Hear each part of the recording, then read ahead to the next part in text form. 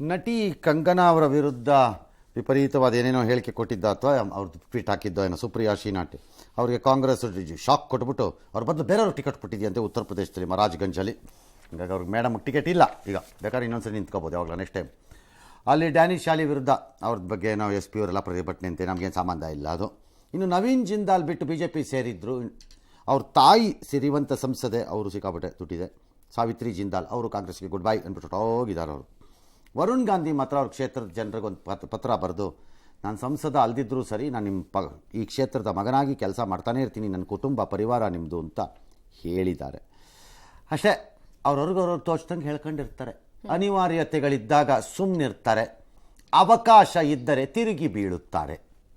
ಅದು ರಾಜಕಾರಣದಲ್ಲಿ ಸಹಜ, ಇದು ರಾಜಕಾರಣದಲ್ಲಿ ಸ್ಟ್ಯಾಂಡರ್ಡ್. ಎಸ್. ಲೋಕಸಭೆ ಚುನಾವಣೆ ಹೊತ್ತಲ್ಲಿ ಕಾಂಗ್ರೆಸ್ ಪಕ್ಷದ ಆರ್ಥಿಕ ಸಂಕಷ್ಟಗಳು ಕಡಿಮೆಯಾಗುವಂತೆ ಕಾಣಿಸ್ತಾ ಇಲ್ಲ. ತೆರಿಗೆ ಮರು ಮೌಲ್ಯಮಾಪನ ಪ್ರಶ್ನಿಸಿ ಕಾಂಗ್ರೆಸ್ ಸಲ್ಲಿಸಿದ್ದ 4 ಹೊಸ ಅರ್ಜಿಗಳನ್ನು ದೆಹಲಿ ಹೈಕೋರ್ಟ್ ತಿರಸ್ಕರಿಸಿದೆ. 2014, 15, 15, 16, 16, 17ರ ಸಾಲಿನ ತೆರಿಗೆ ಮರು ಮೌಲ್ಯಮಾಪನ ಪ್ರಶ್ನಿಸಿ ಸಲ್ಲಿಸಿದಂತಹ ಅರ್ಜಿಯನ್ನು ಹೈಕೋರ್ಟ್ ವಜಾ ಮಾಡಿತು. ಇದನ್ನು ಇಂದು ಪ್ರಸ್ತಾಪಿಸಿರುವಂತಹ ದೆಹಲಿ ಹೈಕೋರ್ಟ್ ಇಂತಹದ್ದೇ ಪ್ರಕರಣಕ್ಕೆ ಸಂಬಂಧಿಸಿ ತಾನು ಇತ್ತೀಚೆಗೆ ನೀಡಿದ ತೀರ್ಪಿನ ವ್ಯಾಪ್ತಿಗೆ ಈ ಅರ್ಜಿಗಳು ಒಳಪಡುತ್ತೆ ಅಂತ ಹೇಳಿದೆ. 4 ಅರ್ಜಿಗಳನ್ನು ವಜಾ ಮಾಡಿದೆ. ಈ ಮಧ್ಯೆ ಕೇಜ್ರಿವಾಲ್ ಪ್ರಕರಣ ಸಂಬಂಧ ನಿನ್ನೆಯಷ್ಟೇ ಅಮೆರಿಕ ರಾಯಭಾರಿ ಕರೆಸಿಕೊಂಡು ಸಮನ್ಸ್ ನೀಡಿದ್ರು ಅವರು ಬುದ್ಧಿ ಕಲ್ತಂತೆ ಕಾಣಿಸ್ತಾ ಇಲ್ಲ. ಕಾಂಗ್ರೆಸ್ ಪಕ್ಷ ಬ್ಯಾಂಕ್ ಖಾತೆ ಫ್ರೀಸ್ ಮಾಡಿರುವ ಪ್ರಕರಣದಲ್ಲೂ ಅಮೆರಿಕ ಮೂಗು ತೂರಿಸೋದಕ್ಕೆ ಪ್ರಯತ್ನ ನಡೆಸ್ತಾ ಇದೆ. ಇನ್ನು ಚುನಾವಣಾ ಪ್ರಚಾರಕ್ಕೆ ಅಡ್ಡಿ ಉಂಟು ಮಾಡಲು ತಮ್ಮ ಬ್ಯಾಂಕ್ ಖಾತೆಗಳನ್ನು IT ಇಲಾಖೆ ಫ್ರೀಸ್ ಮಾಡಿದೆ ಅಂತ ಕಾಂಗ್ರೆಸ್ ಆರೋಪಗಳು ಮಾಡ್ತಾ ಇತ್ತು. ಇದನ್ನ ನಾವು ಗಮನಿಸ್ತಾ ಇದ್ದೀವಿ. ಅರವಿಂದ್ ಕೇಜ್ರಿವಾಲ್ ಸೇರಿ ಎಲ್ಲಾ ಪ್ರಕರಣಗಳಲ್ಲಿ ನಡೀತಾ ಅನ್ಬೇಕು ಈ ಅಮೆರಿಕದಂತಹ ದಿಮಾಕಿನ ಜನರಿಗಲ್ಲ, ಅಲ್ಲಿ ಆಡಳಿತ ನಡೆಸೋರ್ಗಳಿಗೆ, ಅವ್ರಿಗೆ ವಿಪರೀತ ಕೊಬ್ಬು. ಪ್ರಪಂಚದಲ್ಲಿ ನಾವೇ ಗ್ರೇಟ್ ಅನ್ಕೊಂಬಿಟ್ಟಿದ್ದಾರೆ ಅಲ್ಲಿ ಆಡಳಿತ ನಡೆಸೋರು. ನಾವು ಗಮನಿಸುತ್ತಾ ಇದ್ದೇವೆ ಡೊನಾಲ್ಡ್ ಟ್ರಂಪು, ಜೋ ಬೈಡನ್ ಎಲ್ಲ ಮೂವ್ಗಳನ್ನು ನಾವು ಗಮನಿಸ್ತಿದ್ದೇವೆ. ಕರಿಯರು ಬಿಳಿಯರು ಅಂತ ಜಗಳ ಆಗ್ತಾ ಇರೋದನ್ನು ನಾವು ಗಮನಿಸುತ್ತಾ ಇದ್ದೇವೆ. ದೇಶವನ್ನು ಕಟ್ಟಿದವ್ರಿಗೆ ಕಂಡಲ್ಲಿ ಗುಂಡೊಡಿತಾ ಇರೋದನ್ನು ನಾವು ಗಮನಿಸುತ್ತಾ ಇದ್ದೇವೆ. ಬಹಳ ಕಳವಳಕಾರಿಯಾಗಿದೆ ಅಂತ ಯಾರು ಹೇಳಬೇಕು. ದಿನ ಬೆಳಗಾದರೆ ಅಲ್ಲಿ ಮಕ್ಕಳು ಸ್ಕೂಲ್ಗೆಲ್ಲ ಹೋಗಿ ಹಿಂಗೆ ಗುಂಡೊಡಿತಿರೋದು ವಿಪರೀತ ಕಳವಳಕಾರಿಯಾಗಿದೆ ಅಂತ ನಾವು ಹೇಳಬೇಕು. ನಿಮ್ದಿನೇ ಇಲ್ಲ ಅಂತ ಸುಮ್ಮನೆ ಗಮನಿಸ್ತಾ ಇರೋದು. ನಿಮ್ಮ ಕಣ್ಣಿದ್ರೆ ಗಮನಿಸ್ಕೊಳ್ಳಿ, ಯಾವನು ಬೇಡ ಅಂದನು. ಏನು ಬೇಡ, ಅಮೆರಿಕದ ರಾಜಕಾರಣಿಗಳು ಒಂದು ಎಲೆಕ್ಷನ್ ಫೇಸ್ ಮಾಡ್ಬಿಡ್ರಪ್ಪ ಇಲ್ಲಿ ಬಂದು ಇಂಡಿಯಾನಲ್ಲಿ. ಯಾಕೆ ಸರ್? ನೋಡೋಣ ಕಷ್ಟ ಇಲ್ಲಿ. ಇನ್ನು ಮನುಷ್ಯನಾಗ ಹುಟ್ಟೋದೇ ಇಲ್ಲ ಅಂತ ಹೊಟ್ಟೋಗ್ಬಿಡ್ತೀರಿ ಮೇಲೆ ಕಮೇಲೆ. ಒಂದು ಎಲೆಕ್ಷನ್ ಸಾಕು ನಿಮಗೆ, ಇಂಡಿಯಾಗೆ ಬಂದು ಫೇಸ್ ಮಾಡ್ರಿ, ಬುದ್ಧಿ ಕಲ್ಸಕ್ಕೆ ತೋರಿಸ್ತಾರೆ ನಮ್ಮ ಜನ ಏನು ಅಂತ ನಿಮಗೆ. ಅಲ್ಲ, ಹೆಂಗೆ ನಡೆಯತ್ತೆ ನಮ್ಮ ಪ್ರಜಾಪ್ರಭುತ್ವ ಅಂತ. ಮೋಸ್ಟ್ ಕಾಂಪ್ಲಿಕೇಟೆಡ್ ನಮ್ಮ ಪ್ರಜಾಪ್ರಭುತ್ವ. ಈಸಿ ಇಲ್ಲ ಇಂಡಿಯಾನಲ್ಲಿ ಚುನಾವಣೆಗಳನ್ನು ನಡೆಸುವುದು ಮತ್ತು ಚುನಾವಣೆಗಳನ್ನು ಎದುರಿಸುವುದು ಮತ್ತು ಚುನಾವಣೆಗಳಲ್ಲಿ ಗೆಲ್ಲುವುದು ಅಷ್ಟು ಸುಲಭ ಅಲ್ಲ. ಅದು ಏನೇನೋ ಗೋಜಲುಗಳದು, ಜನ ಏನೇನು ಭಾಳ ಕಷ್ಟ ಇಂಡಿಯನ್ ಎಲೆಕ್ಷನ್. ಎಸ್. ಕೇಜ್ರಿವಾಲ್ ಈ ಅರವಿಂದ್ ಕೇಜ್ರಿವಾಲ್ ಇವತ್ತು ಕೋರ್ಟಲ್ಲಿ ಅವರೇ ವಾದ ಮಾಡಿದ್ದಾರೆ. CM ಆಗಿ ಎಲ್ಲ ಮಾಡಿದ್ದಾರೆ. ಅಲ್ಲೊಂದು ಚಾಲೆಂಜ್ ಆಗಿತ್ತು, ಅವ್ರನ್ನ CM ಆಗಿ ಮುಂದುವರ್ಸೋಕೆ ಆಗಬಾರ್ದಲ್ವಾ ಅಂತ. ಹೈಕೋರ್ಟ್ ಹೇಳಿದೆ ಆ ಥರ ಕಾನೂನು ಏನೂ ಇಲ್ಲವಲ್ಲ ಅಂತ. ನಾನು ಅವತ್ತೇ ಅಂದೆ, ಅಂಥ ಕಾನೂನು ಏನೂ ಇಲ್ಲ, ಸ್ಪೆಸಿಫಿಕ್ ಆಗಿ ನಿರ್ದಿಷ್ಟವಾಗಿ ನಿರ್ಬಂಧಿಸುವ ಕಾನೂನು ಇಲ್ಲ. ಹಾಗಾಗಿ ಅವ್ರು ಹೇಳಿದ್ದಾರೆ ಇದರ ಮೇಲೆ ಎಕ್ಸಿಕ್ಯೂಟಿವ್ ತೀರ್ಮಾನ ನೀವೇನಾದ್ರು ಮಾಡ್ಕೊಳ್ಳಿ ಅಂತ ಅಂದಿದ್ದಾರೆ. ಈ ಮಧ್ಯೆ ಅವರೇನೋ ವಾದ ಮಂಡಿಸಿದ್ರು, ಇದು ರಾಜಕೀಯ ಪ್ರೇರಿತ, ನನಗೆ ದುಡ್ಡು ಕೊಟ್ಟಿಲ್ಲ, BJPಗೆ ಅವ್ನು ದುಡ್ಡು ಕೊಟ್ಟಿದ್ದಾನೆ ಯಾರೋ ಅಂತೆಲ್ಲ. ಆಯಿತು, ಅದನ್ನೆಲ್ಲ ನೋಡೋಣ ಅಂತ ಹೇಳಿ ಈಗ ಕಸ್ಟಡಿನ ಏಪ್ರಿಲ್ 1ರವರೆಗೆ ವಿಸ್ತರಿಸಿ ಕೊಟ್ಟಿದೆ. ಅಂದರೆ ಮತ್ತೆ ಕಸ್ಟಡಿಗೆ ಹೋಗಿದ್ದಾರೆ ಯಾರು? ಕೇಜ್ರಿವಾಲ್ ಅವರು. ಮುಂದೇನಾಗತ್ತೋ ಗೊತ್ತಿಲ್ಲ. ಎಸ್. ಇನ್ನು ದೇಶದ ನ್ಯಾಯ ವ್ಯವಸ್ಥೆಯ ಸಮಗ್ರತೆಗೆ ಹಾನಿ ಉಂಟು ಮಾಡುವ ಪ್ರಯತ್ನಗಳು ನಡೀತಾ ಇದೆ ಅಂತ ಕಳವಳವನ್ನು ವ್ಯಕ್ತಪಡಿಸಿ ಹಿರಿಯ ವಕೀಲರಾದ ಹರೀಶ್ ಸಾಳ್ವೆ, ಪಿಂಕಿ ಆನಂದ್ ಸೇರಿ 600ಕ್ಕೂ ಹೆಚ್ಚು ನ್ಯಾಯವಾದಿಗಳು ಸುಪ್ರೀಂ ಕೋರ್ಟ್ ಮುಖ್ಯ ನ್ಯಾಯಮೂರ್ತಿಗಳಿಗೆ ಪತ್ರವನ್ನು ಬರೆದಿದ್ದಾರೆ. ಮುಖ್ಯವಾಗಿ ರಾಜಕೀಯ ನೇತಾರರಿಗೆ ಸಂಬಂಧಿಸಿದಂತಹ ಪ್ರಕರಣಗಳಲ್ಲಿ ಕೋರ್ಟ್ ತೀರ್ಪಿನ ಮೇಲೆ ಪ್ರಭಾವ ಬೀರಲು ಕೆಲ ಸ್ವಾರ್ಥ ಶಕ್ತಿಗಳು ಒತ್ತಡ ತಂತ್ರವನ್ನು ಅನುಸರಿಸ್ತಾ ಇದೆ ಅಂತ ಗಂಭೀರ ಆರೋಪ ಮಾಡಿದ್ದಾರೆ. ಪೊಲಿಟಿಕಲ್ ಅಜೆಂಡಾದೊಂದಿಗೆ ಸ್ವಾರ್ಥ ಪ್ರಯೋಜನಗಳನ್ನು ಬಯಸಿ ಕೆಲ ಗ್ರೂಪ್ಗಳು ನ್ಯಾಯಾಂಗದ ಮೇಲೆ ಒತ್ತಡವನ್ನು ತರೋದಕ್ಕೆ ಪ್ರಯತ್ನಿಸ್ತಾ ಇದೆ. ನ್ಯಾಯ ಪ್ರಕ್ರಿಯೆ ಮೇಲೆ ಪ್ರಭಾವ ಬೀರಿ ಕೋರ್ಟ್ ಘನತೆಗೆ ಹಾನಿ ಮಾಡಲು ಪ್ರಯತ್ನಿಸ್ತಾ ಇದೆ. ಇದರ ವಿರುದ್ಧ ಕ್ರಮ ತೆಗೆದುಕೊಳ್ಳಬೇಕು ಅಂತ ಪತ್ರದ ಮೂಲಕ ತಿಳಿಸಿದ್ದಾರೆ. ಲೋಕಸಭಾ ಚುನಾವಣೆ ಹೊತ್ತಲ್ಲಿ ಬರೆದಂತಹ ಪತ್ರ ಈಗ ಭಾರೀ ಚರ್ಚೆಗೆ ಗ್ರಾಸವಾಗ್ತಾ ಇದೆ. ಇದಕ್ಕೆ ಪ್ರಧಾನಿ ಮೋದಿ ತಿರುಗೇಟನ್ನ ಕೊಟ್ಟಿದ್ದಾರೆ. ಇತರರಿಗೆ ಕಿರುಕುಳ ನೀಡೋದು, ಕೆಂಗಣ್ಣು ಬೀರೋದು ಕಾಂಗ್ರೆಸ್ ಜಾಯಮಾನ ಅಂತ ಪ್ರಧಾನಿ ಮೋದಿ ಟ್ವೀಟ್ ಮಾಡಿದ್ದಾರೆ. ಅಲ್ಲ, ಅದು ಪೊಲಿಟಿಕಲಿ ಅವ್ರು ಏನಾದ್ರು ಹೇಳ್ಕೊಳ್ಳಿ, ಮೋದಿ ವಿಚಾರ ಅದಲ್ಲ.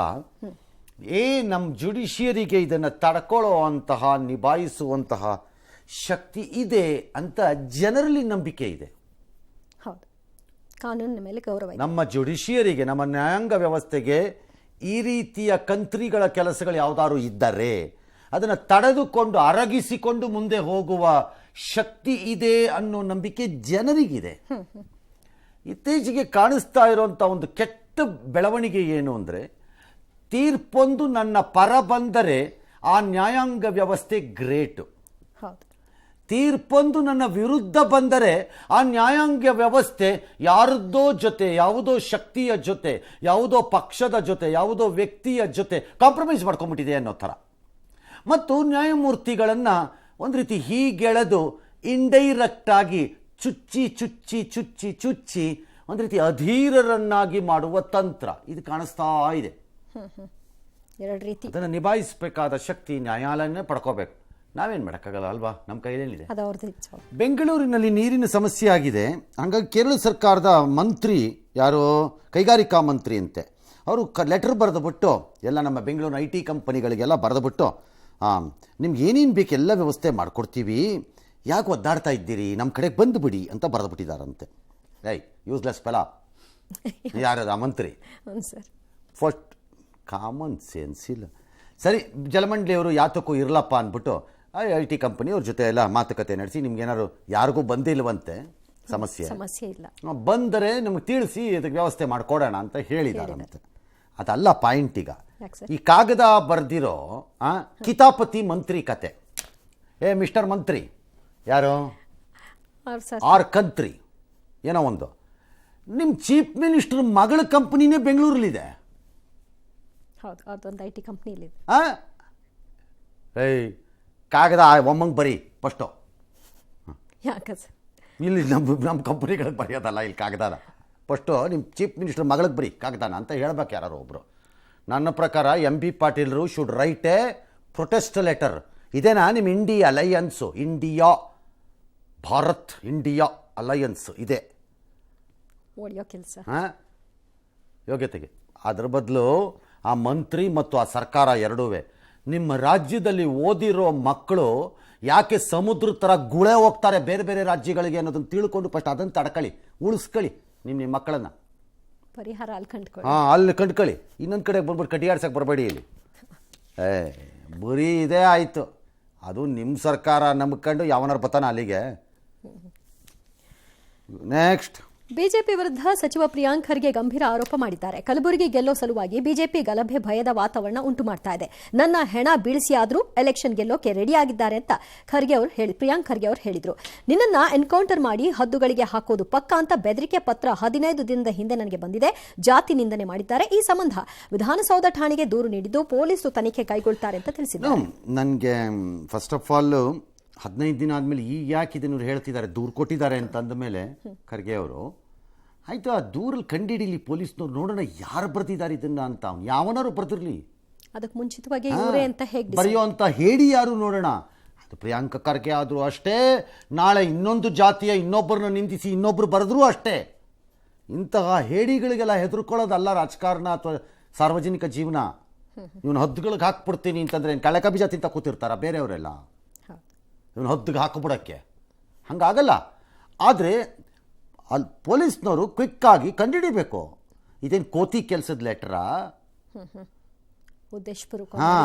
ಸುಮ್ಮನೆ ತರಲೇನಾ, ಕಂಡುಹಿಡಿಬೇಕು ಅದನ್ನು. ಅಷ್ಟರ ಒಳಗಡೆ ಪ್ರಿಯಾಂಕ ಖರ್ಗೆ ಅವರು ಅಸ್ಯೂಮ್ ಮಾಡ್ಕೊಂಡ್ಬಿಡ್ಬಾರ್ದು ಅದನ್ನು. ಇವರೇ ಮಾಡಿದ್ದಾರೆ, ಅಲ್ಲ ಇವರೇ ನನಗೋಸ್ಕರ ಇವರೇ ಮಾಡ್ತಿದ್ದಾರೆ, ನನ್ನ ರಾಜಕೀಯ ವಿರೋಧಿ ಅಂತ ಮಾಡ್ಕೊಳಕ್ಕಾಗಲ್ಲ ಹಂಗೆ. ಎಸ್, ರಾಮೇಶ್ವರಂ ಕೆಫೆ ಪ್ರಕರಣದಲ್ಲಿ ಒಬ್ಬರನ್ನು ಬಂಧಿಸಿದ್ದಾರೆ. NIA ಶಂಕಿತನೊಬ್ಬನ NIA ಚಿಕ್ಕಮಗಳೂರಿನ ಕಳಸಾದಲ್ಲಿ ಮುಜಾಮಿಲ್ ಶರೀಫ್ ಅನ್ನೋನನ್ನು ಗುರುತಿಸಿ ಬಂಧಿಸಿದ್ದಾರೆ. ಅವನು ಈ ಕಚ್ಚಾ ವಸ್ತು ಎಲ್ಲ ಅವನೇ ಪೂರೈಸಿದ್ದಂತೆ ಬಾಂಬರ್ ಮುಸಾಫಿರ್ಗೆ. ಅವನನ್ನು ಕರ್ಕೊಂಡು ವಿಚಾರಣೆ ಮಾಡಿದಾಗ CCTV ವಿಜುವಲ್ಸ್ ಎಲ್ಲ ನೋಡಿದಾಗ ಅವನು ಹೇಳಿದ್ನಂತೆ, ಶಿವಮೊಗ್ಗದ ಗಾಂಜಾ ಆರೋಪಿ ಒಬ್ಬ ಯಾರೋ ಅವ್ನು ತೀರ್ಥಹಳ್ಳಿಯ ಮುಸಾಫಿರ್ ಅಂತ ಹೇಳಿದ್ನಂತೆ ಪೊಲೀಸ್ ಠಾಣೆಯಲ್ಲಿ. ಪೊಲೀಸ್ನವ್ರು ಸೀರಿಯಸ್ ಆಗಿ ತಗೊಂಡಿರಲಿಲ್ವಂತೆ. ಆಮೇಲೆ ಅದನ್ನು ತನಿಖೆ ಮಾಡಿದ್ರೆ ಕರೆಕ್ಟ್ ಅಂತೆ, ಅವನೇ ಅಂತೆ. ಅವನನ್ನು ಕಂಡುಹಿಡ್ಕೊಂಡಿದ್ದಾರೆ. ಈಗ ಅವ್ನು ಮುಸಾಫಿರ್ ಅಂತ ಕಂಡುಹಿಡಿದಿದ್ದಾರೆ, ಅವ್ನು ಬಾಂಬ್ ಹಾಕಿದವನನ್ನು. ಈಗ ಅವನಿಗೆ ಹುಡುಕ್ತಿದ್ದಾರೆ. ಸಿಗ್ತಾನೆ, ಬನ್ನಿ, ಎಲ್ಲೋಗ್ತಾನೆ. ಎಸ್. ಜಾತಿಗಣತಿ ರಾಜಕೀಯ ವಿಶ್ವವಿದ್ಯಾಲಯಗಳಲ್ಲೂ ಕೂಡ ಶುರುವಾಗಿದೆ. ಹರಿಯಾಣದ ಅಶೋಕ್ ಅಬೀವಿಯಲ್ಲಿ ಜಾತಿಗಣತಿ ಒತ್ತಾಯಿಸಿರುವಂತಹ ವಿದ್ಯಾರ್ಥಿಗಳ ಗುಂಪೊಂದು ಬ್ರಾಹ್ಮಣ ಬನಿಯಾ ವಿರೋಧಿ ಘೋಷಣೆಯನ್ನು ಕೂಗಿದ್ದಾರೆ. ಇದಕ್ಕೆ ಸಂಬಂಧಿಸಿದಂತಹ ವಿಡಿಯೋ ವೈರಲ್ ಆಗಿದೆ. ಉದ್ಯಮಿ ಮೋಹನ್ ದಾಸ್ ಪೈ ಈ ವಿಡಿಯೋವನ್ನು ಹಂಚಿಕೊಂಡು ಆಕ್ರೋಶ ಹೊರಹಾಕಿದ್ದಾರೆ. ಇಷ್ಟು ಜಾತಿ ದ್ವೇಷ ಯಾಕೆ ಅಂತ ಕರೆಕ್ಟ್. ಅದು ಈಗ ಖರ್ಗೆ ಅವರು ದಲಿತರು ಅಂತನೋ ಅಥವಾ ಗೌಡ್ರು ಅಂತನೋ ಲಿಂಗಾಯತ ಅಂತನೋ ಬೈದಾಗ ಅದು ಜಾತಿ ನಿಂದನೆ ಅಂತಾರೆ. ಇದು ಅಷ್ಟೇ, ಇದು ಜಾತಿ ನಿಂದನೆ.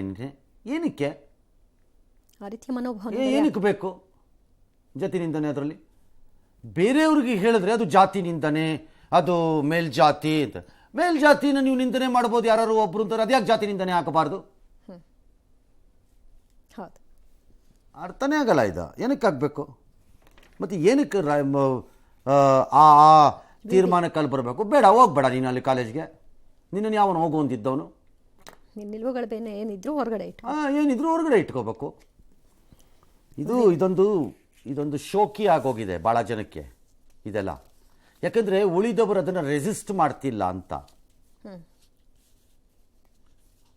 ಮಾಡ್ತಿಲ್ಲ ಅಂತಕ್ಕಾಗಿದೆ. ಮತ್ತು ನಂಬರ್ ಇದೆ ಅಂದಾಗ ನಾನು ಹೇಳಿದ್ದೆ ಸರಿ ಅಂತ ಅನ್ನಕ್ಕೆ ಬರಲ್ಲ. ಹಂಗಾಗಲ್ಲ. ಅದು ಯಾಕೆ ಆಗಬೇಕು? ಈಗ ಇವ್ರು ಯಾರೋ ಕೂಗಾಡಿದ್ದವ್ರನ್ನ ಅವ್ರ ಜಾತಿ ಹಿಡ್ಕೊಂಡು ಇನ್ಯಾರು 4 ಜನ ಕೂಗಾಡಿದ್ರೆ ಅವಾಗ ಏನಾಗತ್ತೆ? ಅದು ಜಾತಿನಿಂದನೇ. ಯಾಕೆ? ಅದಕ್ಕೆ ನನ್ನ ಲೆಕ್ಕಾಚಾರದಲ್ಲಿ ದಲಿತ, ಬ್ರಾಹ್ಮಣ, ಲಿಂಗಾಯತ, ಒಕ್ಕಲಿಗ, ಬನಿಯ, ಚೌಧರಿ, ಡ್ಯಾಶು ಜಾತಿಗಳ ಎಲ್ಲ ಜಾತಿಗಳ ನಿಂದನೆಗೂ ಒಂದೇ ಕಾನೂನು ಮಾಡಿಬಿಡ್ಬೇಕು. ನೀ ಯಾವ ಜಾತಿನೂ ಬೈಬೇಡ. ಏನಕ್ಕೆ ಬೈಬೇಕು ಅಂತ? ಎಲ್ಲರೂ ಸಮಾನರು ಅಲ್ವಾ? Sir, that becomes the secular country ಆಗ, ಅಟ್ಲೀಸ್ಟ್ ಹಿಂದೂ ಧರ್ಮದಲ್ಲಿ ಹೇಳೋದ್ರಲ್ಲ.